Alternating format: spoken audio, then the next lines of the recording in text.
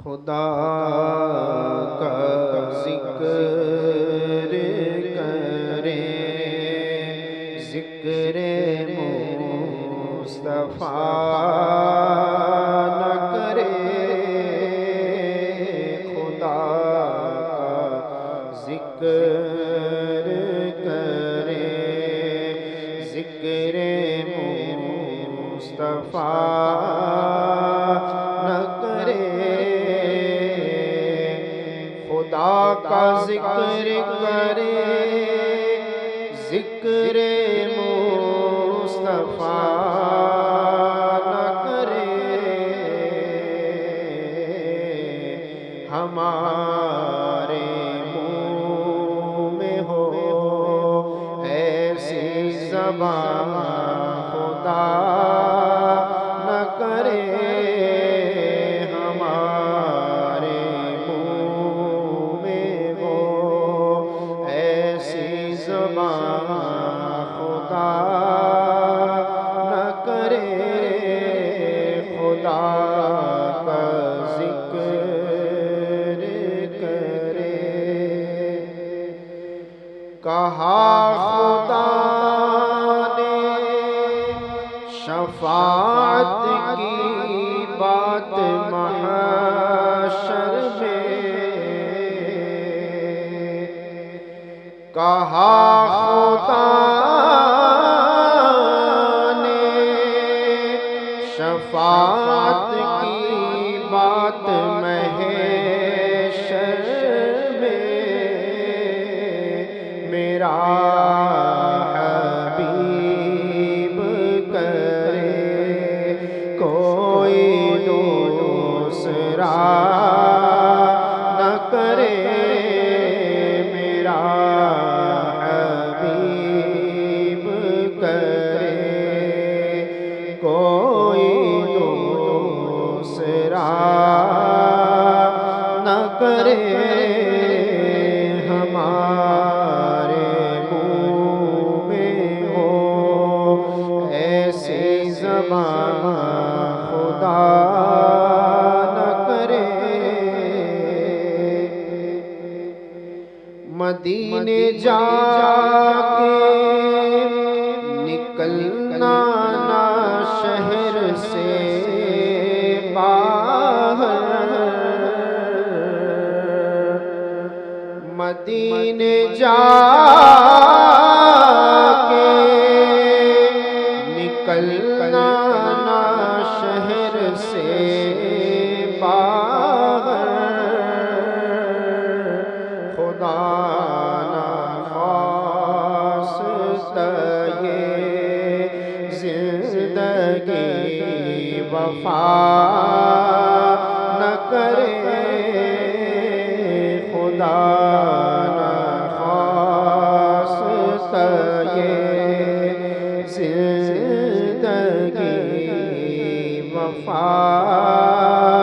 نہ کرے، ہمارے منہ میں ہو ایسی زبان خدا نہ کرے، اسیر جس کو بنا کر رکھے مدینے میں، اسیر جس کو بنا کر رکھے مدینے میں، تمام عمر رہائی کی وہ دعا نہ کرے، تمام عمر رہائی کی وہ دعا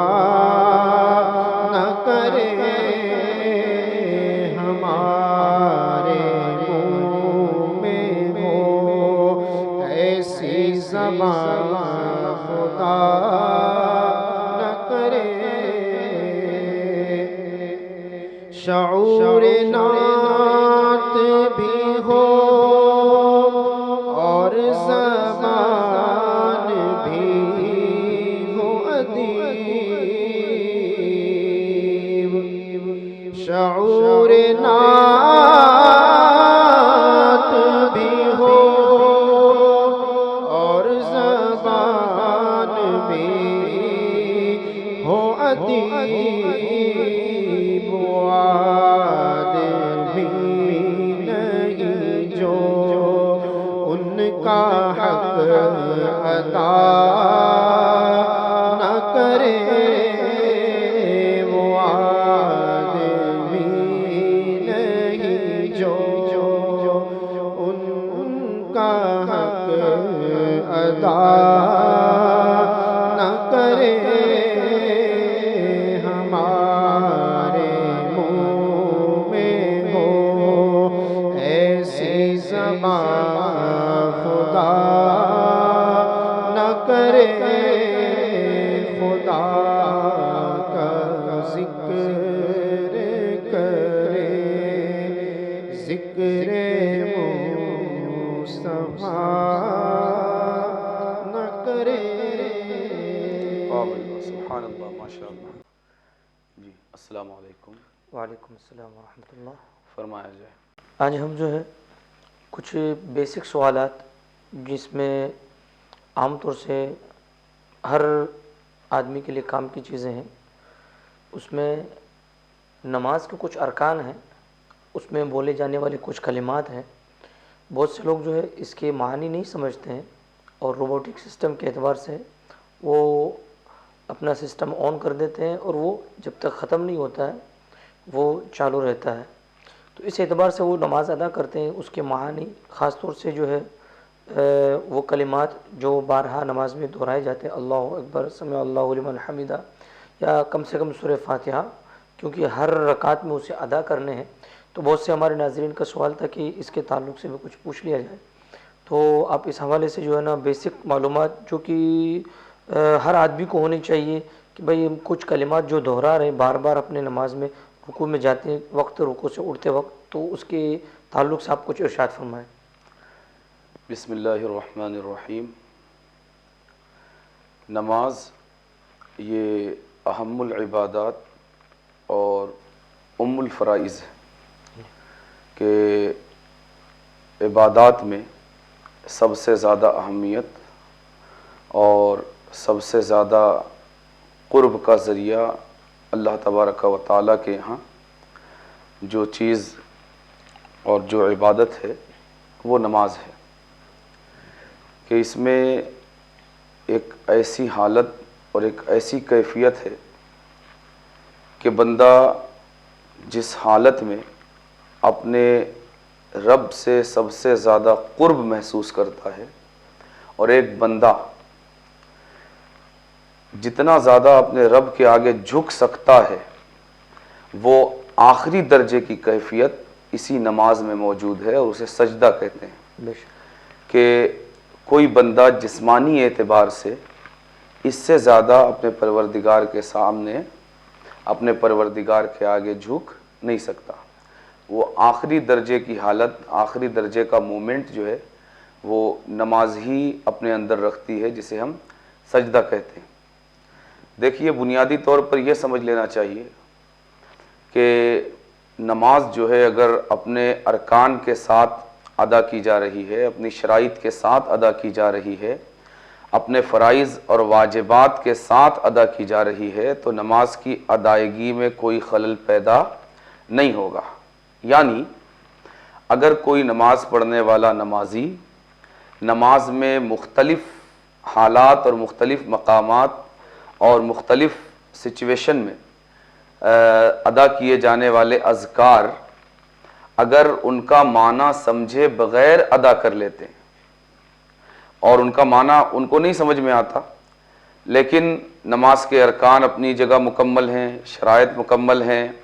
فرائض و واجبات مکمل ہیں،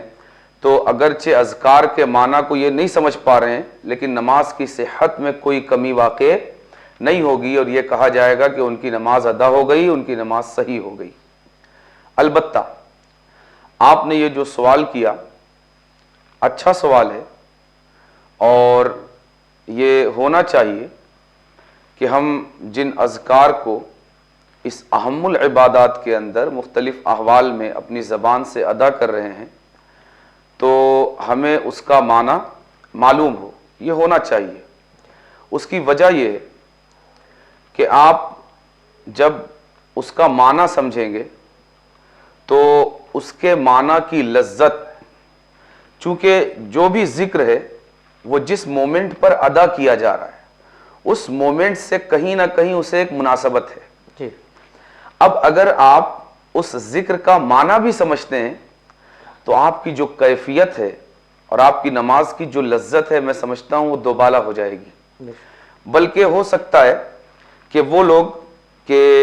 نماز میں جنہیں یکسوئی حاصل نہیں ہو پاتی، اللہ تبارک و تعالی ہم تمام کو اپنی ہر عبادت کی لذت عطا فرمائے اور اپنی ہر عبادت میں یکسوئی عطا فرمائے۔ تو جنہیں یکسوئی حاصل نہیں ہو پاتی، دل میں وسوسے آتے ہیں، خیالات آتے ہیں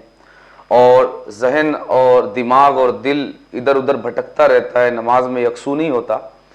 تو میں سمجھتا ہوں کہ اگر وہ ان اذکار کے معنی کو سمجھ لیتے ہیں اور ان اذکار کو ان کے مقامات پر مختلف اوقات میں مختلف مقامات پر اگر ان کے معنی کو سمجھ کر وہ ادا کرتے ہیں تو میں سمجھتا ہوں کہ وہ بہت حد تک وسوسوں سے نجات پا جائیں گے، انہیں یکسوئی بھی حاصل ہوگی، اور سب سے بڑھ کر یہ کہ نماز میں ایک کیفیت پیدا ہوگی اور ایک سرور آئے گا، انشاءاللہ ایک لذت آئے گی۔ اس لیے ان کے معانی کو جان لینا یہ ضروری ہے، لیکن یہیں پر یہ چیز بھی ہمارے ذہنوں میں رہنا چاہیے کہ معنی میں اتنا استغراق پیدا نہ ہو جائے، ان اذکار کے معنی میں انسان اتنا نہ ڈوب جائے کہ نماز کی جو اصل ہے، ایک نماز کا جو ڈھانچہ ہے اور نماز میں کس کی طرف توجہ چاہیے، نماز میں کس کی طرف یکسوئی چاہیے، اس طرف سے بالکل ڈائیورٹ ہو کر ان اذکار کے معنی ہی کی طرف متوجہ ہو جائے اور یکسو ہو جائے۔ یہ نہیں ہونا چاہیے، بس یہ سمجھیں کہ معنی ذہن میں ہو اور معنی کا ایک ٹچ لے کر معنی سے نکلنے والے ایک سرور، ایک لذت کو لے کر ہم جس کی عبادت ادا کی جا رہی ہے اس کی طرف متوجہ ہو جائیں۔ مثال کے طور پر اگر ہم سبحان ربی الاعلی کہہ رہے ہیں تو اس کا معنی لے کر ہم اپنے رب کی طرف متوجہ ہو جائیں، اے میرے پاک پروردگار، اے میرے پروردگار جو پاکی والا ہے، اے میرے پاک مولا، یعنی معنی لے کر وہیں ہم رک نہ جائیں بلکہ ہم معنی لے کر اس معنی کو اپنے ذہن میں بسا کر، اپنے دل اور دماغ میں رکھ کر کاسہ گدائی لے کر، کاسہ بندگی لے کر ہم اپنے رب کی طرف متوجہ ہو جائیں۔ اور جب یہ کیفیت ہماری ہوگی تو انشاءاللہ پھر ہماری نمازوں میں، وہ نمازوں کے تعلق سے جو کہا گیا ہے نا، ہم جو اپنے اسلاف، اپنے بزرگوں اور صوفیہ کے تعلق سے ہم سنتے ہیں کہ نمازوں میں ان کے پیر کاٹ دیے گئے، سیدنا مولا کائنات رضی اللہ تعالیٰ عنہ وارضہ عنہ کے تعلق سے ہمیں معلوم ہے اور ہمارے ناظرین کو بھی معلوم ہوگا کہ سرکار سیدنا امیر المؤمنین مولا کائنات علی مرتضی شیر خدا حیدر کرار رضی اللہ تعالیٰ عنہ وارضہ عنہ کو ایک تیر لگ گیا کہ اس میں اتنی تکلیف تھی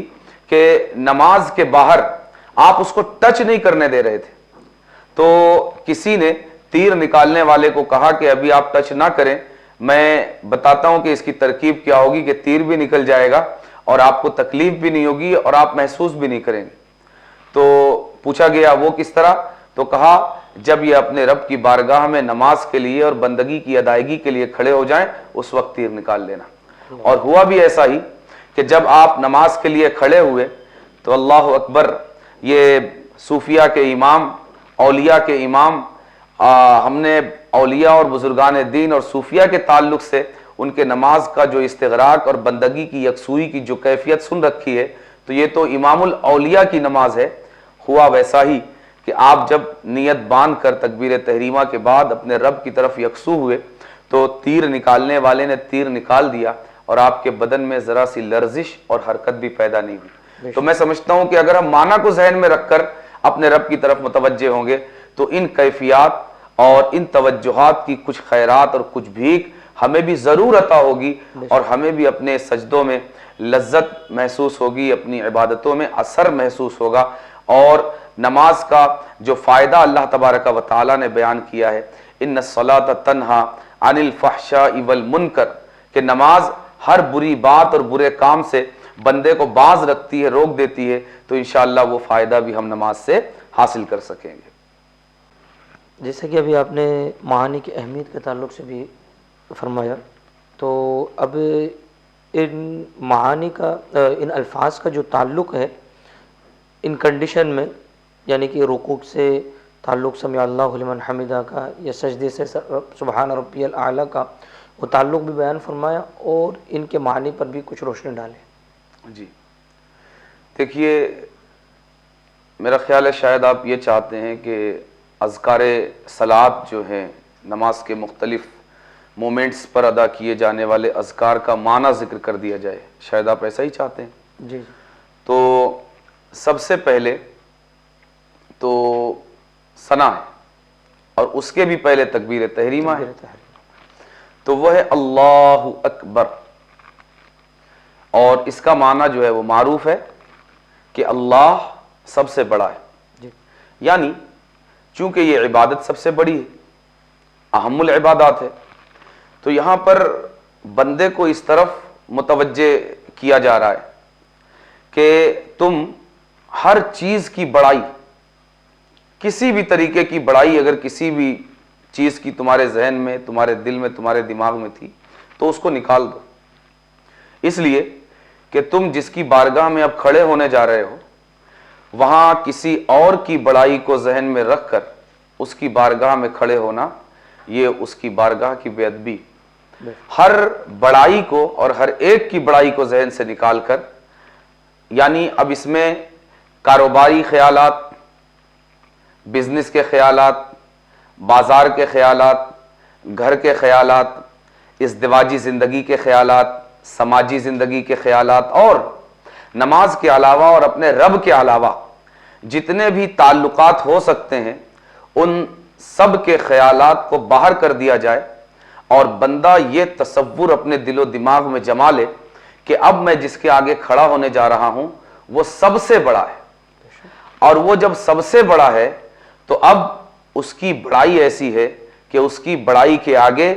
دل و دماغ میں کسی اور کی بڑائی یا کسی اور کی بڑائی کا خیال لے کر حاضری، یہ اس کی بارگاہ کی بے ادبی ہے۔ اب صرف ایک کا خیال چاہیے اور ایک کی بڑائی کا خیال چاہیے، اور وہ خدائے وحدہ لا شریک کا خیال ہے۔ اس کا ایک پہلو یہ بھی ہو سکتا ہے کہ آپ اللہ اکبر بول کر ساری دنیا کو خیر آباد کہہ رہے ہیں بے شک، کہ میرے لیے دنیا اور دنیا کے ساری ضرورتوں، سارے تقاضوں، ساری چیزوں، اب تم میں سے کوئی بھی چیز اور کوئی بھی تقاضا اب میرے لیے کوئی وقت اور کوئی مقام نہیں رکھتا، اس لیے کہ میرے لیے میرا رب سب سے بڑا ہے، اور اب میں اس کے بارگاہ میں حاضر ہونے کے لیے جا رہا ہوں۔ تو یہ اللہ اکبر کا معنی، اور اس وقت ہم جو تصور باندھ کر یکسوئی اور بارگاہ الہی کے قرب کی کیفیت اپنے اندر پیدا کر سکتے ہیں، وہ یہ اس کا ذکر ہوا۔ اب جب تکبیر تحریمہ کے بعد ہم آگے بڑھتے ہیں تو تکبیر تحریمہ کے بعد یہ ثنا کا نمبر آتا ہے۔ ثنا کا معنی ہے تعریف۔ اللہ تبارک و تعالی نے خود اپنی شان میں قرآن کریم میں ارشاد فرمایا، الحمد للہ رب العالمین، ساری تعریفیں، ساری ثنا یہ صرف کائنات کے رب اللہ کے لیے۔ تو ہم اب بندہ اس کی بارگاہ میں حاضر ہو کر گویا کہ یہ نماز میں رب کے قرب اور رب سے ملاقات کی گریٹنگ ہے، تحیت نماز کہہ لیجئے اس کو، کہ بندہ جب انسانی دنیا میں کسی سے ملاقات کرتا ہے تو اس پر سلام بھیجتا ہے، لیکن اس سے پہلے کسی گفتگو میں ہم نے بات کی کہ رب پر سلام نہیں بھیجا جا سکتا، اس لیے کہ وہ تو خود سلام ہے، ہاں اس کی ثنا، اس کی تعریف، اس کی مدح کی جا سکتی ہے۔ تو بندہ گویا کہ تکبیر تحریمہ کہہ کر اس کی بارگاہ میں حاضر ہو چکا، اب وہ گریٹنگ اور تحیت کے کلمات کہے گا بلا تشبیہ۔ اب وہ یہاں کھڑے ہو کر رب کی بارگاہ میں تحیت کے کلمات عرض کر رہا ہے کہ مولا تیری شان تو ایسی، سبحانک اللہم، پاک ہے مولا تو، وبحمدک، اور مولا تیری ہی تعریف ہے، وتبارک اسمک، اور مولا تیرا ہی نام برکتوں والا ہے، وتعالی جدک، اور تیری ہی شان بلند و بالا ہے مولا، وتعالی جدک ولا الہ غیرک، اور مولا معبود صرف تو ہے، اور اسی لیے تیرا یہ عاجز اور ناکارہ بندہ تیری بارگاہ میں اپنے سجدے لٹانے کے لیے، اپنا قیام پیش کرنے کے لیے حاضر آیا ہے۔ اب یہ ثنا کے بعد، ثنا کے مرحلے سے ہم جب آگے بڑھتے ہیں تو اس کے بعد میں پھر تعوذ اور تسمیہ، یعنی اعوذ باللہ من الشیطان الرجیم بسم اللہ الرحمن الرحیم۔ تعوذ یہ ظاہر ہے کہ جب تک برتن خالی نہیں ہوگا تو ہم اس کو کسی دوسری چیز سے بھر نہیں سکتے۔ صوفیہ اکرام نے اس کو ذکر کیا کہ تحلیہ سے پہلے تخلیہ ضروری ہے، یعنی کچھ بھرنے سے پہلے برتن کو خالی کرنا ضروری ہے۔ تو اسی کیفیت کو نماز میں پیدا کرنے کے لیے تعوذ کا مقام رکھا گیا کہ سب سے پہلے جو شیطان ہے اور شیطان کے وسوسے ہیں، اور شیطان جس نے کہا، قرآن کریم میں اللہ تبارک و تعالی نے اس کے قول کو نقل کیا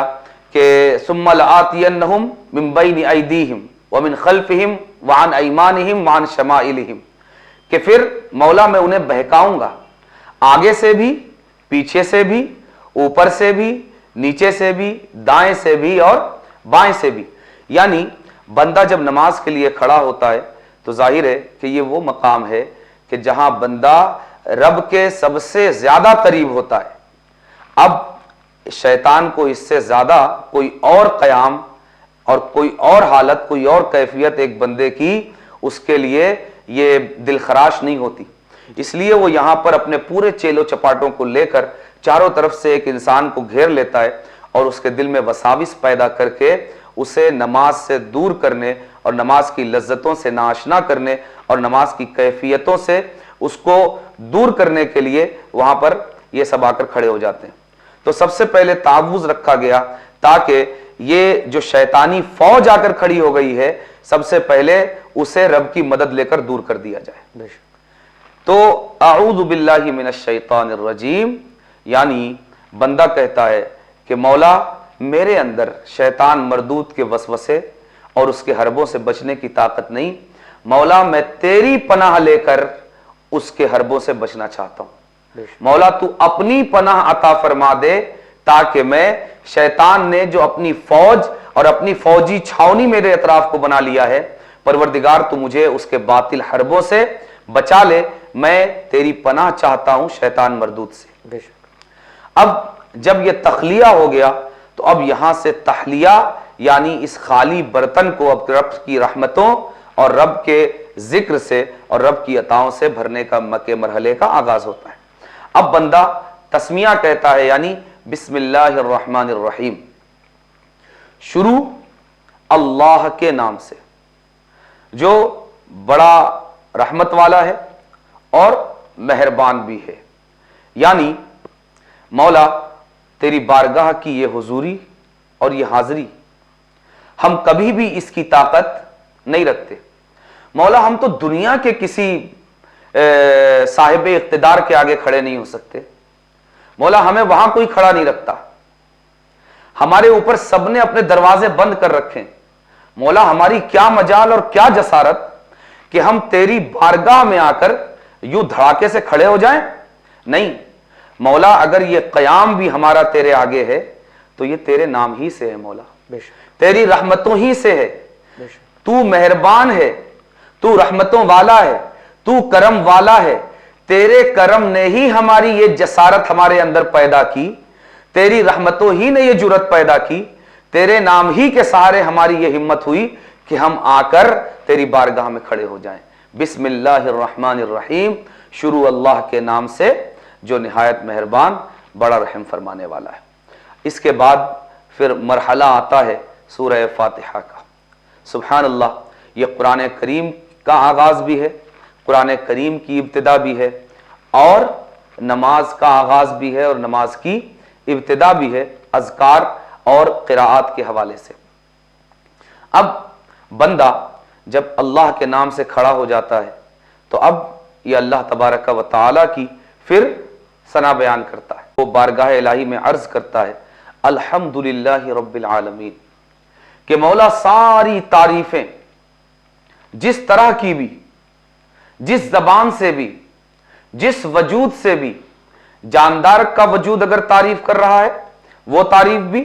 غیر جاندار کے حالات اگر تعریف پر دلیل بنے ہوئے ہیں وہ تعریف بھی، گویا کہ تعریف کا جتنا تصور، تعریف کے جتنے کلمات، تعریف کی جتنی کیفیتیں، تعریف کے جتنے احوال اور تعریف کی جتنی سچویشنز ہو سکتی ہیں، مولا تعریف کی وہ ساری صورتیں صرف تیرے لیے ہیں۔ اور مولا للہ رب العالمین کس کے لیے ہے؟ میرے خالق کے لیے، میرے مالک کے لیے اور ساری کائنات کے پروردگار پالنہار کے لیے۔ اب آپ یہ دیکھیے، بندہ یہ عرض کر رہا ہوتا ہے کہ مولا میں تیری بارگاہ میں ساری دنیا کو چھوڑ کر حاضر آیا ہوں، اس لیے کہ مجھے اب دنیا کی کوئی پرواہ نہیں ہے۔ کیوں؟ اس لیے کہ میں اس کی بارگاہ میں آ کر کھڑا ہو گیا ہوں جس نے میرے سارے معاملات کا ذمہ لیا ہے۔ اور سب سے بڑھ کر آپ دیکھیں تو ایک انسان کو اللہ تعالیٰ کی طرف متوجہ ہونے سے اور اس کی عبادت کی طرف آنے سے، اس کے ذکر میں انہماک سے جو چیز رکاوٹ بنتی ہے وہ خاص کر ہمارے رزق کی اور پیٹ کی فکر ہے۔ اللہ تبارک و تعالیٰ نے یہاں پر جو وصف اپنا ذکر کیا ہے رب العالمین، ساری کائنات کا پروردگار، پالنے والا، یعنی گویا بندہ یہ عرض کر رہا ہے کہ مولا میں ساری کائنات کو چھوڑ کر آیا ہوں، حتیٰ کہ مجھے اب اپنے رزق کی بھی کوئی فکر نہیں ہے، اس لیے کہ میں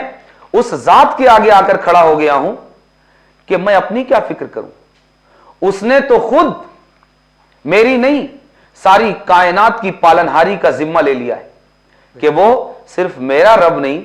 صرف میرا پالنے والا نہیں، بلکہ وہ رب العالمین ہے، ساری کائنات کا پالنے والا ہے۔ اس لیے مولا میں ہر فکر سے پاک ہو کر، حتیٰ کہ رزق کی فکر سے پاک ہو کر، اپنے پیٹ کی فکر سے پاک ہو کر تیری بارگاہ میں پوری طرح یکسو ہو کر مولا حاضر ہو گیا ہوں، اور تیری بارگاہ میں نے اپنا قیام پیش کر دیا ہے۔ الرحمن الرحیم، تمام تعریفیں اس اللہ کے لیے جو ساری کائنات کا پالنہار ہے، پالنے والا ہے، رب ہے۔ اور رب ہے تو اس کا یہ مطلب نہیں ہے کہ رب ہے تو وہ بیجا اپنا جلال، اپنا قہر یہ بندوں پر نازل فرماتا ہے، کہ اپنے پاور کے اعتبار سے، کہ جس طرح بندوں کو اگر پاور مل جائے تو پاور سے زیادہ ان کے اندر غضب کی کیفیت ہوتی، نہیں مولا ہم تجھے بندوں کی طرح نہیں سمجھتے کہ تو ساری کائنات کا پالنہار تو ہے، مگر مولا تو اسی کے ساتھ ساتھ الرحمن ہے، الرحیم ہے۔ مولا تو بندوں پر مہربان بھی ہے، بندوں پر رحم فرمانے والا بھی ہے، دنیا میں بھی اور آخرت میں بھی۔ مالک یوم الدین، اور مولا تو صرف اس دنیا میں ہمارا ذمہ دار نہیں ہے کہ تو نے یہاں کے لیے تو ہماری ربوبیت قبول فرمائی ہی، کہ یہاں کے لیے تو رحمان ہے ہی، رحیم ہے ہی، مالک یوم الدین بھی ہے، یعنی مولا قیامت کے سارے معاملات کا بھی تو ہی مالک ہے۔ اور مولا جس طرح دنیا میں تو نے ہماری دستگیری فرمائی، ہماری لاج رکھی، کہ ہمیں بے یار و مددگار نہیں چھوڑا، ہمیں بھوکا پیاسا نہیں چھوڑا، ہمیں کسی اور کے سہارے نہیں چھوڑا، مولا اے مالک یوم الدین، اے قیامت کے دن کے مالک، تیری بارگاہ میں التجا ہے مولا کہ وہاں بھی ساری باغ ڈور تیرے دست قدرت میں ہوگی، تو ہمیں وہاں بھی بے یار و مددگار نہ چھوڑنا۔ مولا تیری رحمتوں کے سائے جس طرح اس دنیا میں ہمارے سروں پر، ہمارے وجود پر سائبان بن کے تنے ہوئے ہیں، مولا میدان محشر کی چلچلاتی دھوپ میں بھی ہمیں اپنے سایہ رحمت سے محروم مت فرمانا۔ اے قیامت کے دن کے مالک، ہمیں تیری ہی رحمت کی وہاں بھی امید ہے، اور ہمیں وہاں بھی تیری ہی رحمت کی آس بندی ہوئی ہے، اس لیے اے مالک یوم الدین وہاں بھی ہمیں تیرا کرم چاہیے۔ آگے بندہ فرماتا ہے، عرض کرتا ہے، آگے بندہ عرض کرتا ہے ایاک نعبد و ایاک نستعین، خدا کی قسم یہ وہ جملہ ہے جہاں بندے کو اگر بندہ اس کا معنی کما حقہ سمجھ لے تو بندگی کی جو کیفیت، جو سرور اور جو لذت بندے کی روح کو محسوس ہوتی ہے، کہ بندے کو فخر محسوس ہوتا ہے اور فیل ہوتا ہے کہ کس کا بندہ ہوں میں، کس کی بندگی، کس نے مجھے اپنے آگے کھڑا کر لیا۔ یہ کتنا بڑا شرف ہے کہ مجھے جہاں میری بستی کا کارپوریٹر اپنے آگے کھڑے نہیں ہونے دیتا، میرے شہر کا ایم ایل اے مجھے اپنے آگے کھڑے نہیں ہونے دیتا، میرے اسٹیٹ کا مکھیہ منتری، میرے ملک کا پردھان منتری، اور اسی طرح دنیاوی اقتدار رکھنے والے، دنیاوی کرسیوں پر بیٹھنے والے، دنیاوی منصبوں کے مالک اپنے آگے کھڑے نہیں ہونے دیتے، بلکہ سلسلہ وار ان تک سلسلہ در سلسلہ پہنچنا ہوتا ہے۔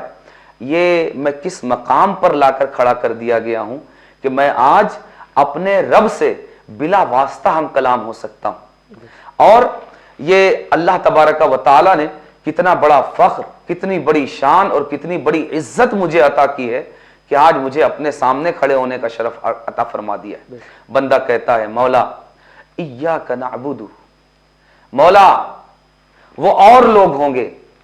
جن کے سر 360 چوکھتوں پر جھکتے ہوں گے، مولا تیرا یہ عاجز، یہ ناکارہ، یہ نکما نالائق بندہ جو تیری بارگاہ میں حاضر آ گیا ہے، مولا یہ صرف اس کے سجدے تیری چوکھٹ پر لٹائے جائیں گے، اس کا یہ عبادت کا قیام صرف تیری بارگاہ میں ہوگا۔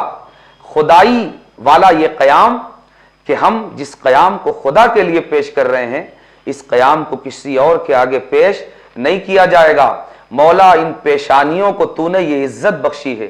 تو نے یہ اعزاز عطا فرمایا ہے، مولا یہ بھی تیرا ہی کرم اور تیرا ہی احسان ہے کہ تو نے اس پیشانی کو در در پر جھکنے کے بجائے، در در پر اپنے سجود لٹانے کے بجائے، مولا تو نے انہیں اپنی چوکھٹ پر جھکا لیا ہے۔ اور مولا ایاک نعبد، مولا ہم 360 کو نہیں پوچھتے، مولا ہم تو صرف تجھ کو پوچھتے ہیں، مولا ہم صرف تیری عبادت کرتے ہیں۔ وَإِيَّاكَ نَسْتَعِينَ، اور مولا تیرے جیسا معبود ہونے کے بعد،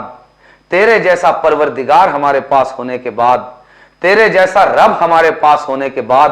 مولا اب ہمیں کسی اور کی مدد کی ضرورت نہیں ہے۔ ایاک نستعین، مولا ہم عبادت بھی تیری ہی کرتے ہیں اور مدد کے طلبگار بھی صرف تجھ سے ہیں۔ مولا جب سے اس چوکھٹ کو تھاما ہے، ہم نے نہ عبادت کے لیے کسی اور کی طرف دیکھا ہے، نہ معونت اور مدد کے لیے کسی کی طرف دیکھا ہے، بلکہ اس جبین نے سجدے بھی صرف تیری چوکھٹ پر لٹائے ہیں، اور مدد کے لیے یہ پیشانیاں اور یہ ہاتھ بھی صرف تیری طرف اٹھے۔ ایاک نعبد و ایاک نستعین اہدنا الصراط المستقیم۔ یہاں تک رب کی بارگاہ میں ایک ثنا کی کیفیت تھی، مدح کی کیفیت تھی، اس کی شان بالا کا بیان اور اپنے ہیج پن کا تذکرہ تھا کہ مولا تو اعلیٰ، تو بالا، تیری شان اعلیٰ، تو رفعتوں والا، بلندیوں والا، اور ہم مولا ہم ناکارہ بندے۔ اب اپنے ہیج ہونے کا ذکر کرنے کے بعد، اس کی بلندیوں کے تذکروں کے بعد، اس کی ثنا، اس کی مد اور اس کی ستائش کے بعد، اب بندہ اصل مدے کی طرف آتا ہے، اپنے اصل مدے کی طرف آتا ہے، اور اب عرض کرتا ہے اہدنا الصراط المستقیم، میرے مولا سیدھا راستہ عطا فرما، اور سیدھا راستہ عطا فرما کر سیدھے راستے پر استقامت عطا فرما۔ اہدنا الصراط المستقیم، ایک بندہ دنیا میں جو آیا تو آپ کو پتا ہے کہ بندہ کہاں سے آیا؟ جنت سے، اور ٹاسک اس کے سامنے یہ ہے کہ جنت سے جس طرح آیا ہے، دنیا کی زندگی کا راستہ طے کر کے پھر اسے جنت تک جانا ہے۔ ایک بندہ یہ جنت سے آیا ہے اور اب اس کے آگے ٹاسک یہ ہے کہ اس زندگی کو گزار کر اس طرح گزارنا ہے، اس راستے سے گزارنا ہے کہ اس راستے پر چل کر وہ جنت تک دوبارہ پہنچ سکے۔ اور ایک بندے کا مقصد حیات اور مقصد زندگی یہی ہے کہ وہ زندگی کو اس طرح گزارے کہ اس زندگی کا انجام دوسری دنیا میں جنت ہو۔ بلکہ اگر ہم دیکھیں تو اللہ تبارک و تعالی نے نبیوں کی جماعت، رسولوں کی جماعت، اپنے مصاحف، اپنے کلام اور اپنی کتابوں کا سلسلہ بھی اسی لیے رکھا اور اس سلسلے کو نبی کریم صلی اللہ علیہ وآلہ وسلم پر ختم فرمایا تاکہ بندوں کو شعور بندگی ملے اور شعور بندگی کے ذریعے شعور زندگی ملے کہ بندگی اور زندگی کا امتزاج ایسا ہو کہ یہ بندگی اور زندگی انہیں اس راستے پر چلائے جو جنت کا راستہ ہے، اور بندہ جہاں سے آیا ہے لوٹ کر پھر گھر واپسی وہی ہونی چاہیے، اس لیے کہ اس کا اصل گھر کیا ہے؟ جنت ہے۔ تو اب بندہ اپنے مقصد حیات کی طرف آ کر اپنے مقصد حیات کی درستگی رب سے طلب کرتا ہے۔ اہدنا الصراط المستقیم، مولا سیدھے راستے کی سمجھ بھی عطا فرما دے، سیدھے راستے کا شعور بھی دے دے، سیدھے راستے پر چلا بھی دے اور سیدھے راستے پر استقامت بھی عطا فرما دے، ہمارے قدموں کو اس پر جما بھی دے کہ یہ قدم چلنے کے بعد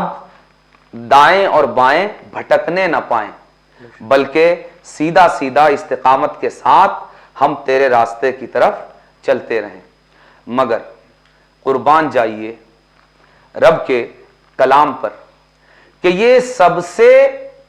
پہلی دعا ہے جو بندہ رب سے کر رہا ہے۔ یہیں اللہ تبارک و تعالی نے اسے ایک بہت بڑا سبق سکھایا، اور اس نے یہ سبق سکھایا کہ دیکھو مجھ تک آنے کے راستے تو بہت ہیں، مجھ تک پہنچنے کے راستے اتنے ہیں کہ تم انہیں کاؤنٹ نہیں کر سکتے، گن نہیں سکتے، لیکن جہاں یہ حقیقت ہے کہ مجھ تک آنے کے ان گنت راستے ہیں، انکاؤنٹیبل ہیں، وہیں یہ حقیقت بھی تمہارے ذہنوں میں زندہ ہونی چاہیے کہ مجھ تک آنے کے راستے تو بے شمار ہیں، مگر مجھ تک آنے کا کوئی راستہ میرے بندوں سے ہٹ کر مجھ تک نہیں پہنچتا، یعنی مجھ تک پہنچنے کا ہر راستہ میرے بندوں سے ہو کر ہی آتا ہے۔ رب سکھاتا ہے پہلی دعا ہے نا بندے، یہیں پر تمہیں یہ جان لینا ضروری ہے کہ اگر تم مجھ تک آنے کا راستہ چاہتے ہو تو میرے بندوں کو چھوڑ کر تم مجھ تک نہیں پہنچ سکتے۔ تو رب آگے کہلواتا ہے اہدنا الصراط المستقیم صراط الذین انعمت علیہم، مولا ان لوگوں کا راستہ جن پر تو نے انعام کیا۔ مجھ کو یہ بتائیے یہ راستہ ان کا ہے یا اللہ کا؟ اللہ۔ صراط مستقیم کس کا راستہ ہے؟ اللہ کا یا ان بندوں کا؟ یہ ظاہر ہے اللہ کا راستہ ہے، اور اللہ کے راستے پر چل کر ہی بندے کی زندگی کا انجام اور اس راستے کی منزل جنت ہو سکتی ہے۔ مگر رب نے یہ اپنے کرم سے بندے کو یہ تعلیم فرمائی کہ میرا ہی راستہ ہے صراط مستقیم، مگر اس کو یاد رکھو کہ یہ میرے انعام یافتہ بندوں کا راستہ بھی میرا ہی راستہ ہے، ان کا راستہ کسی اور کا راستہ نہیں، بلکہ ان کا راستہ بھی میرا ہی راستہ ہے۔ اس لیے تم سیدھے راستے پر جب چلنا چاہو تو سنو، تم میرے انعام یافتہ بندوں کو اپنے لیے رہنما بناؤ۔ تم یہ دیکھو کہ میرے انعام یافتہ بندے کس راستے پر چل رہے ہیں، بس ان کے پیچھے پیچھے چلو، ان کے پیچھے پیچھے چلو گے تو تم اپنی منزل تک پہنچ جاؤ گے۔ صراط الذین انعمت علیہم، مولا سیدھا راستہ چلا، اور وہ سیدھا راستہ جو تیرے ان بندوں کا راستہ ہے جن پر تو نے انعام کیا ہے۔ کیا انعام کیا ہے؟ یہ انعام کیا ہے کہ تو نے ان کی ذات میں صراط مستقیم پر چلنے کا شعور رکھ دیا ہے، ان کی یکسوئی کی وجہ سے، ان کی عبادات کی قبولیت کی وجہ سے، تیری بارگاہ میں ان کی قربانیوں کی وجہ سے، تیری بارگاہ میں ان کی قبولیت اور ان کے قرب کی وجہ سے، مگر مولا ہم اس درجے کے لوگ نہیں۔ تو اللہ تبارک و تعالیٰ نے کہا کہ تمہیں بھی مایوس ہونے کی ضرورت نہیں ہے، تم ان کے پیچھے پیچھے چلے آؤ، منزل تک پہنچ جاؤ گے۔ تو اہدنا الصراط المستقیم، مولا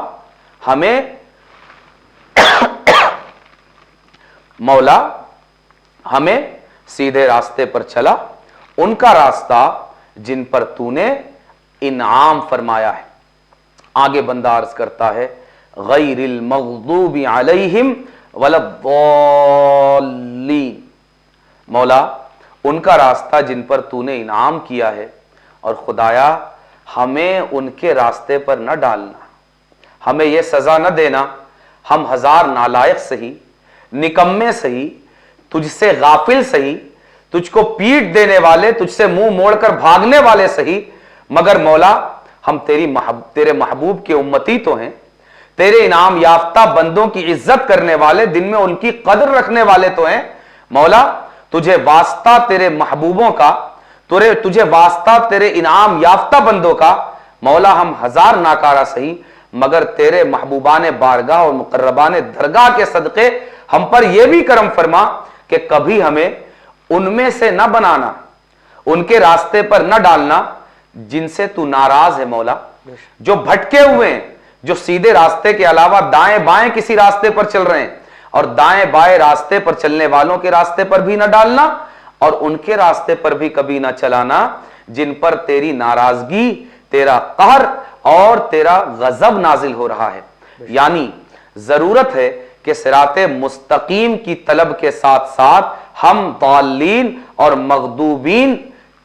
کے راستے سے بچنے کی بھی دعا کریں۔ تو مولا ہمیں ان کے راستے پر چلانا اور ان کے راستے پر ہمیں نہ چلانا۔ انشاءاللہ آئندہ ایپیسوڈ میں اسی گفتگو کو ہم کنٹینیو کریں گے۔ اللہ تبارک و تعالی نمازوں کی لذتیں، اپنے قیام کی لذتیں، اپنی بارگاہ کے سجود کی لذتیں اور اپنا قرب اس کے صدقے میں ہمیں عطا فرمائے۔